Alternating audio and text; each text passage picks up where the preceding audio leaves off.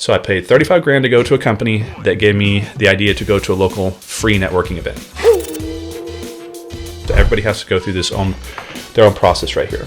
Now, first thing is we need to do some basic things. So the first one, obviously, in the business is to not be a secret agent. You'll hear this very commonly taught. Let every single person in the history of your business know, or in the history of your life know. Your friends, your family, everybody. And they need to know it's not just like, hey, I'm just pretending to go down a new path, and in 6 months, I'm going to be in insurance, and the next one, I'm going to be pitching you supplements from Amway or whatever, like, Herbalife or whatever, right? So your friends and family, whenever you go into business, you need to demonstrate through your convicted nature of your work ethic that you should earn their business. And it's very important to understand this, that some family will give you the pity, meaning give you the transaction, but many of them sometimes will use somebody that's not in their family. Now, you can't just sit there and say, because I'm your family, you deserve to give me your business. And also, just know that if you do transactions with family, it could lead to stress problems with your family, and because you're doing business with family. But the first one that people do is they let their entire sphere of influence know, hey, I'm in the business. All your social media, you should be blasting out there continuously. All your friends and family, everybody should know that you now have the ability to help them and you went down a new career. That's usually how most people get their first deal or two. And the second thing is you want to think about like a networking strategy locally. The more people you have in your phone,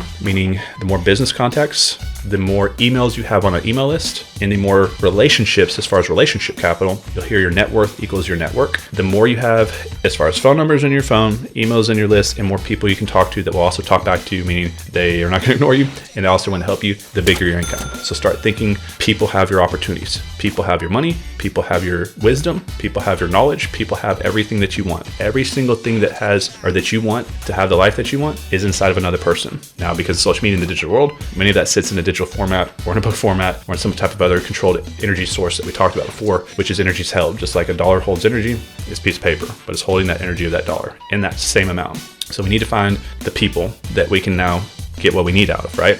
Not in a bad way, because we trade value back. So don't ever ask, you give first, ask second. So now I'd pick a strategy of local networking events to go to. So let's say you built a global team. Your production business can be local. Your investment business can be local. Your lenders are going to be local. Your title companies are going to be local. Your contractors are going to be, like, everything's going to be local, right? So I would pick a combination of local REI clubs, go on your meetup groups, and to different REI clubs, investment clubs, and any little networking group locally. So my true story that I talk about, I don't tell all the parts of it, but sometimes I do little parts in here and there. And one of the things that happened to me was I went through one of those big ripoff gurus, put up all that money.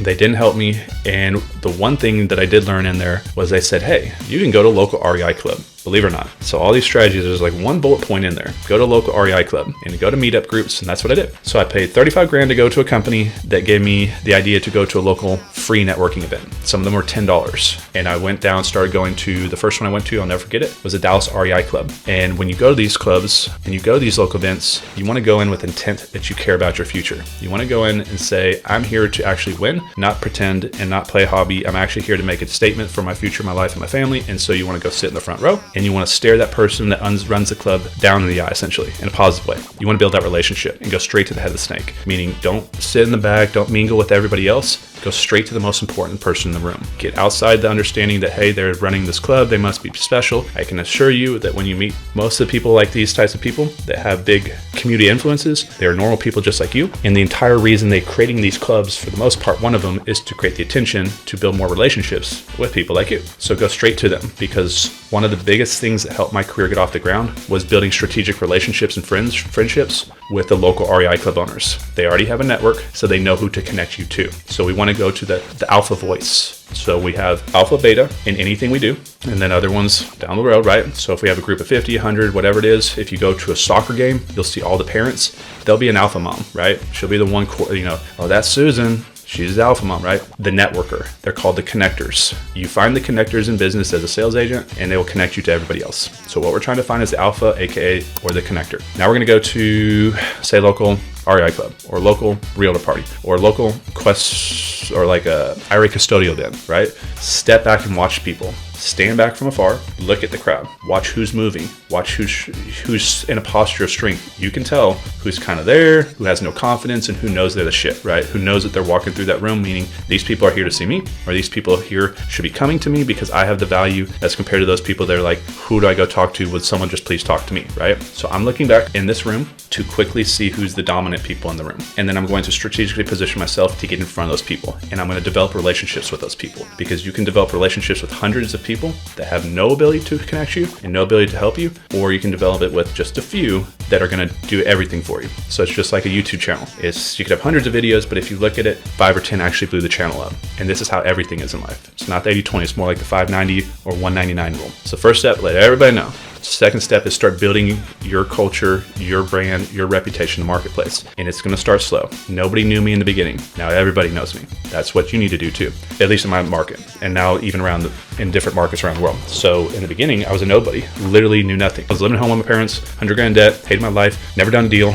And I just started going here. And all I was trying to do was be humble and show that I wanted to learn, and that I was convicted and serious, that I was not playing a game, and that I was in it for the long haul. Because if you come in with this energy and belief about you that people around you know, this guy's 1 foot in, 1 foot out, nobody's going to try to align with you. But if they know, they're in the convicted thought process, I'm going to change my life no matter how many years it takes, I'm going to be in the real estate space no matter how many times, I'm going to meet as many people as I can, spend as much money as I can, make as many mistakes as I can, I'm going to go this direction, and they feel that off you too, the mastermind effect happens. Their energy will share to your energy, and you will become tied because you have the same future energy that you're both working towards. But if you have a convicted person with someone they do not believe as convicted as them, if that makes sense, they're not going to help you. Or they'll just put you in their database and pretend they want to help you, but really you're now in just their database. So find a few strategic people as mentors locally, because that's where I found my first mentors.